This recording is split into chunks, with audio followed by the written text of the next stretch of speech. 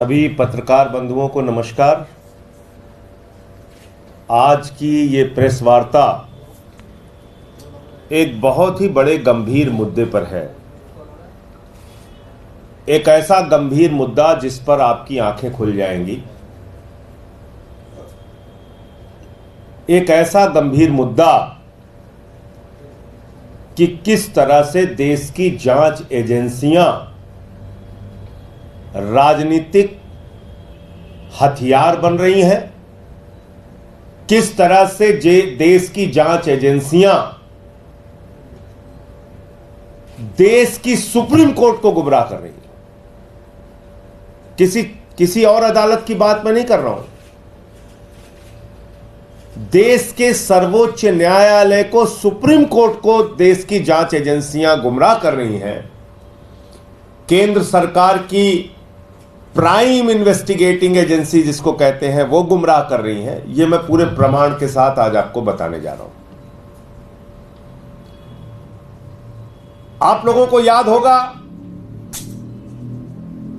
जब माननीय सर्वोच्च न्यायालय में मनीष सिसोदिया जी के जमानत की सुनवाई हो रही थी, तो उस समय ईडी ने माननीय सर्वोच्च न्यायालय के सामने कहा, सर्वोच्च न्यायालय ने पूछा भाई इतने लंबे समय से 2 साल से आप जांच कर रहे हैं, 1.5 साल हो गया आपको जांच, तब 1.5 साल हुआ था, 1.5 साल हो गया आप जांच कर रहे हैं और आपकी जांच पे जांच चलती रहेगी। किसी आदमी को आप कब तक जेल में रख सकते हैं? यह अंतहीन जांच नहीं हो सकती। तो ईडी ने माननीय सर्वोच्च न्यायालय के सामने कहा जांच पूरी होना तो दूर हुजूर, 6 से 8 महीने में हम ट्रायल खत्म कर देंगे। ये कहा सर्वोच्च न्यायालय के सामने, आप लोगों की जानकारी में है, पूरे देश ने सुना कि सारा ट्रायल जो है वो 6 से 8 महीने में हुजूर खत्म हो जाएगा। अब आ जाइए 4 जून को फिर इस साल, और 6 से 8 महीने तो बीत ही गया। अभी तक मनीष सिसोदिया भी जेल में है, फाइनल चार्जशीट भी नहीं आई है, ट्रायल तो शुरू होना बहुत दूर की बात है। अब आ जाइए 4 जून को। 4 जून को सुप्रीम कोर्ट में सुनवाई होती है इस साल, इसी महीने। अब 4 जून को सीबीआई ने माननीय सर्वोच्च न्यायालय के सामने कहा, किसी और अदालत के सामने नहीं, देश की सबसे बड़ी अदालत माननीय सर्वोच्च न्यायालय सुप्रीम कोर्ट के सामने कहा, जब सुप्रीम कोर्ट ने कहा भाई कब तक आप जांच चलाएंगे, 2 साल हो गया, 2 साल हो गया, कब तक आपकी जांच चलती रहेगी? बोले सर साहब एकदम जांच पूरी हो गई, सब कुछ तैयार है साहब, बस 2 से 3 हफ्ते के अंदर हम फाइनल चार्जशीट दाखिल कर देंगे, अब हमको कोई जांच नहीं करनी। सुना होगा आप लोगों ने, यह भी आप लोगों की जानकारी में है। माने सीबीआई सुप्रीम कोर्ट को गुमराह कर रही है। इसका मतलब सीबीआई अपनी जांच पूरी कर चुकी थी। इसका मतलब सीबीआई को आगे जांच नहीं करनी थी। इसका मतलब सीबीआई को कोई और गिरफ्तारी नहीं करनी थी। लेकिन सीबीआई वालों को, बेचारों को क्या पता कि उनको अभी क्या क्या करना पड़ेगा। उसी बीच एक ऐतिहासिक फैसला ट्रायल कोर्ट का, ईडी कोर्ट का अरविंद केजरीवाल के मामले में आता है, और वो फैसला यह कहता है ईडी के पास कोई सबूत नहीं है अरविंद केजरीवाल के खिलाफ। ईडी दुर्भावना से काम कर रही है अरविंद केजरीवाल के खिलाफ। ईडी के पास कोई मनी ट्रेल नहीं है, कोई सबूत नहीं है, एक पैसे की बरामदगी नहीं है, और इसलिए अरविंद केजरीवाल निर्दोष हैं। ये ईडी कोर्ट ने, ट्रायल कोर्ट ने, माननीय न्याय बिंदु जी की जज की कोर्ट ने ये फैसला दिया, और उसी बीच ईडी के लोग गैर संवैधानिक तरीके से गैर कानूनी तरीके से बगैर आदेश की कॉपी लिए हाईकोर्ट पहुंच जाते हैं और उस जमानत पर स्टे ले लेते हैं। अब केंद्र सरकार को लगा कि अरे ये तो केजरीवाल बाहर निकल जाएंगे। जिस सीबीआई ने कहा जांच पूरी हो गई है, 2 से 3 हफ्ते में फाइनल चार्जशीट दाखिल हो जाएगी, उसको केंद्र सरकार ने कहा, बीजेपी की सरकार ने कहा, मोदी की सरकार ने कहा, जाओ तुरंत अरविंद केजरीवाल पे नया मुकदमा लिखो और उनको गिरफ्तार करो। जांच एजेंसियों का कितना खुला दुरुपयोग हो रहा है, इससे बड़ा कोई उदाहरण नहीं मिल सकता। तुरंत पहुंच गई सीबीआई जेल, 3 घंटे तक वहां पूछताछ किया, दूसरे दिन कोर्ट में हाजिर करा लिया, फिर उनकी गिरफ्तारी कर ली, फिर उनकी 3 दिन पुलिस रिमांड ले ली सीबीआई ने, और 3 दिन के बाद आके कह दिया साहब अब जांच नहीं करनी, इनको जुडिशियल कस्टडी में भेज दीजिए। आपने मजाक बना रखा है न्यायालयों का, मजाक बना रखा है कानून व्यवस्था का, मजाक बना रखा है इस देश के संविधान का। एक मुख्यमंत्री जिसको आपने 2 साल तक गिरफ्तार नहीं किया, कोई सबूत नहीं थे आपके पास, लाखों पन्ने आपने छिपा के रखे हुए हैं ईडी सीबीआई ने, और अचानक आपको लगा कि अरे ये तो बाहर निकल जाएंगे, सुप्रीम कोर्ट से भी ट्रायल कोर्ट की जमानत पर मुहर लग जाएगी, उससे पहले आपने फर्जी मुकदमा लिखा, उनको गिरफ्तार कर लिया। किसके इशारे पे? मेरा सीधा आरोप है केंद्र सरकार के इशारे पे, भारतीय जनता पार्टी के इशारे पे, प्रधानमंत्री नरेंद्र मोदी के इशारे पे। आपने एक लाखों पन्ने की तो चार्जशीट दाखिल कर रखी है अलग अलग मामलों में, लाखों पन्ने आपने छिपा रखे हैं, आपकी जांच अंतहीन तरीके से चल रही है, मुकदमे पे मुकदमा लिखे जा रहे हो। तो कल कह दिया साहब जुडिशियल कस्टडी में भेज दीजिए। तो 2 बातें साफ हो गई। नंबर 1, मनीष सिसोदिया के मामले में कोई सबूत नहीं है ईडी और सीबीआई के पास, सिर्फ उनकी जमानत को रोकने के लिए भारत के सर्वोच्च न्यायालय में खुलेआम ईडी और सीबीआई के द्वारा झूठ बोला गया। यह माननीय सर्वोच्च न्यायालय की अवमानना है, यह माननीय सुप्रीम कोर्ट का कंटेम्प्ट है, और मैं माननीय सर्वोच्च न्यायालय से भी अनुरोध करूंगा कि अपने इस अवमानना पर कार्रवाई करने की कृपा करें, आप इसके ओर भी ध्यान दें। मोदी जी की एजेंसियां सुप्रीम कोर्ट में जाके झूठ बोल रही हैं, फिर बचेगा क्या? दूसरी बात, अरविंद केजरीवाल को जमानत मिलने के बाद, ईडी कोर्ट से जमानत मिलने के बाद कोई सबूत, कोई तथ्य, कोई मामला सीबीआई के पास नहीं था। बावजूद इसके राजनीतिक द्वेष और दुर्भावना के कारण अरविंद केजरीवाल को सीबीआई ने गिरफ्तार कर लिया और उनको पहले पुलिस रिमांड में लिया, 3 दिन की पुलिस रिमांड के बाद जुडिशियल कस्टडी में ले लिया, भेज दिया। इसलिए भेजा कि अब अगर ट्रायल कोर्ट की जमानत पर सुप्रीम कोर्ट की मुहर लगती है तो कम से कम सीबीआई के एक मामले में फिर से जमानत करानी पड़े अरविंद केजरीवाल को। प्रधानमंत्री जी, पूरा देश देख रहा है आप क्या कर रहे हैं, किस दुर्भावना के कारण आप काम कर रहे हैं, ये पूरा देश देख रहा है। और आपके इन्हीं कार्रवाइयों के खिलाफ कल इंडिया गठबंधन के जो दल हैं, कांग्रेस समेत तमाम राजनीतिक दल, जब खड़गे साहब के घर पे मीटिंग हुई थी जिसमें राहुल गांधी जी भी मौजूद थे, सबने एक स्वर में तय किया था कि कल 10:30 बजे देश की संसद की परिसर में इंडिया गठबंधन के दल देश भर में ईडी सीबीआई के दुरुपयोग के खिलाफ आंदोलन करेंगे, प्रदर्शन करेंगे। जांच एजेंसियों के दुरुपयोग के खिलाफ प्रदर्शन करेंगे।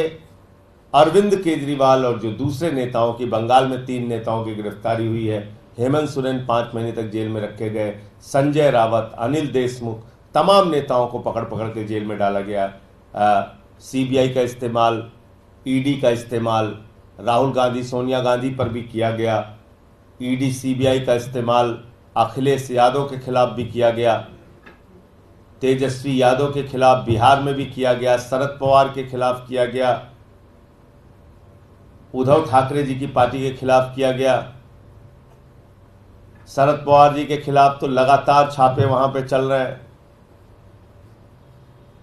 तो पूरे तेजस्वी यादव जी के पूरे परिवार पे ईडी सीबीआई की कार्रवाई लगातार चल रही है। ममता बनर्जी जी के भतीजे पे कार्रवाई, उनके मंत्रियों पे कार्रवाई, उनके 3 मंत्रियों को जेल में रखा गया और इसके पीछे कोई कारण नहीं, जांच की मंशा नहीं है, जांच के नाम पर जेल में रखने की मंशा है। तो इन सारे विषयों को लेकर कल संसद परिसर में 10:30 बजे इंडिया गठबंधन की ओर से विरोध प्रदर्शन भी होगा और जांच एजेंसियों का दुरुपयोग इस समय एक बड़ा मामला है। तमिलनाडु में भी हमने देखा किस तरह से वहां डीएमके पार्टी के खिलाफ दुरुपयोग हो रहा है। वहां तो एक किसान के खाते में 400 रुपए था, उसको ईडी गिरफ्तार कर लेती। 400 रुपए, क्योंकि एक बीजेपी नेता ने उसके खिलाफ एप्लीकेशन दी।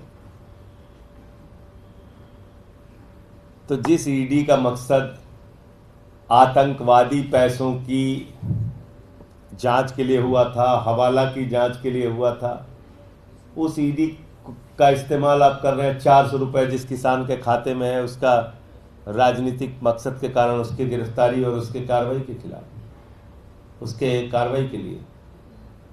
तो मुझे इतनी बात कहनी थी। आपका कोई प्रश्न हो तो आप पूछ सकते हैं। 17 साल बाद वर्ल्ड कप जीती है T20। देखिए, ये हम सब के लिए और एक एक भारतीय के लिए बहुत गर्व की बात है। हिंदुस्तान की टीम 17 साल के बाद विदेशी धरती पर जाकर विश्व विजेता बनी है। मैं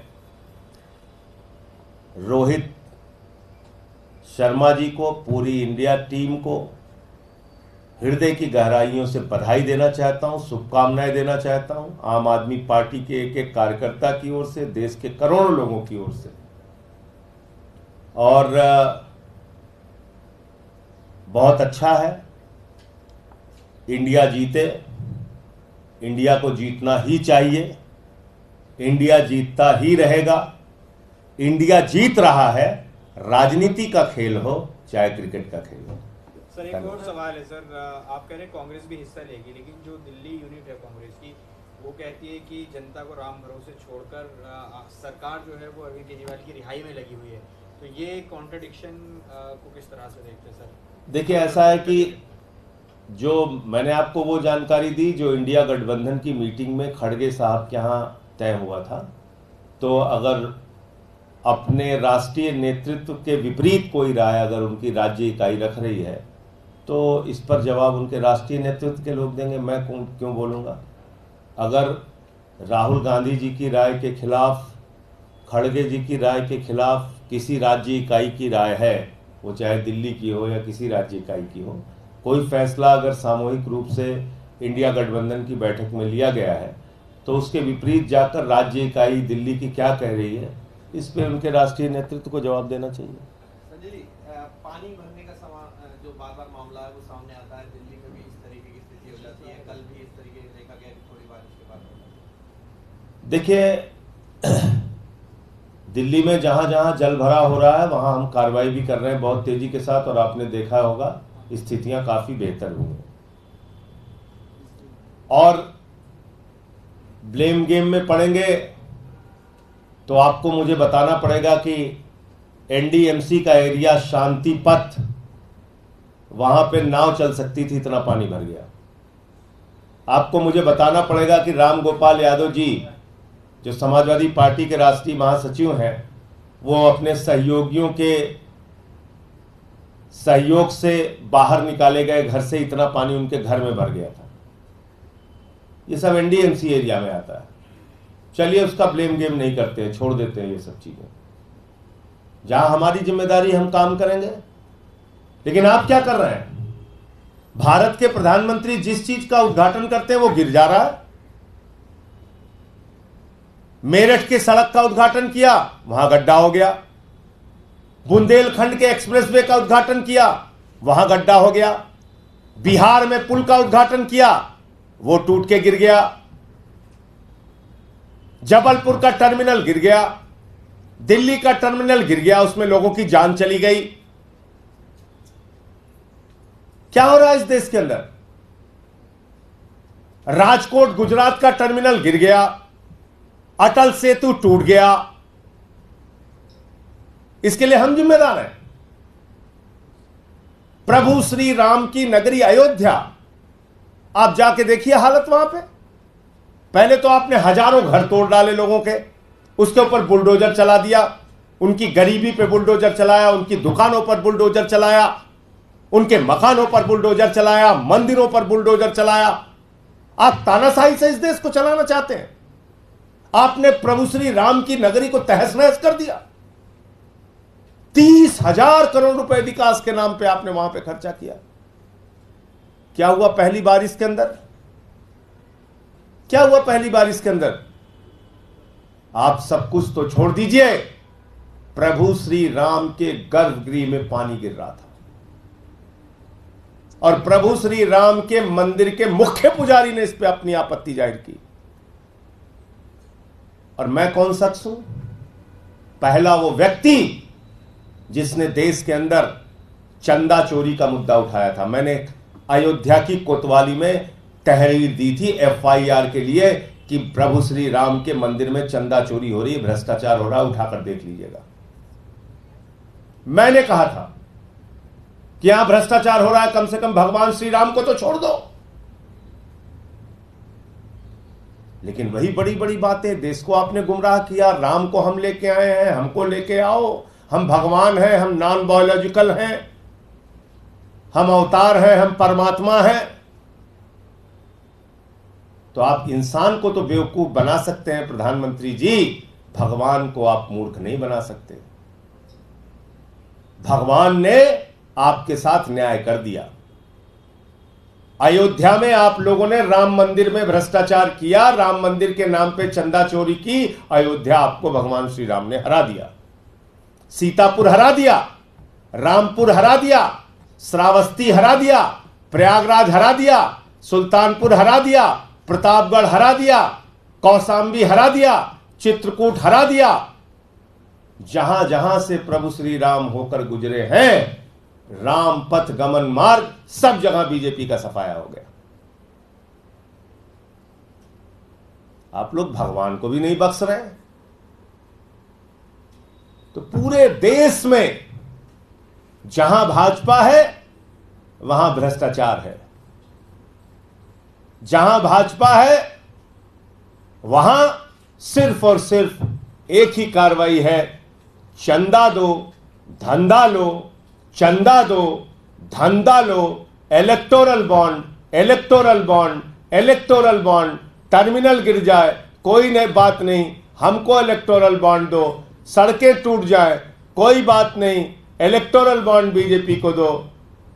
पुल गिर जाए, 150 जान चली जाए, चाहे 1,500 जान चली जाए, चाहे मोरबी का पुल गिर जाए, चाहे बिहार का पुल गिर जाए, चंदा दो, धंधा लो, चंदा दो, धंधा लो। पहली वर्षा में ही प्रभु श्री राम मंदिर के गर्भगृह में पानी गिरने लगा। तो भाजपाइयों से पूछिए इतना भ्रष्टाचार क्यों करते हैं? भगवान के नाम पे भ्रष्टाचार नहीं चलेगा, नहीं चलेगा।